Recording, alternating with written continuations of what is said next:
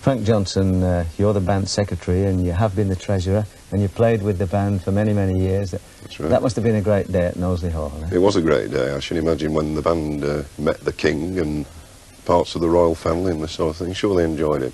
How much of a programme would they play on a day like that? Very little, I would have thought. I mean, they wouldn't have been the main event. I imagine that they were sort of background music while the King was strolling around Knowsley.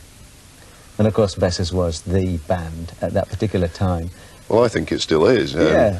Yes, it was at that particular time. Very famous name. Is there still that tingle, or has there been a tendency to live on the past successes?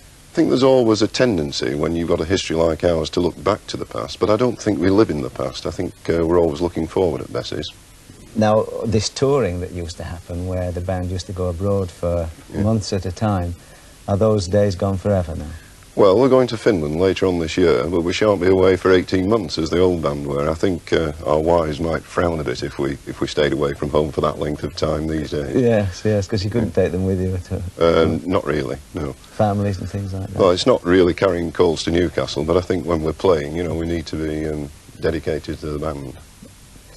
What is the main difference now then between, say, the band of today and the band of 170 years ago? Well, of course, I never heard them play, but I should imagine that the bands of today play far better than they did.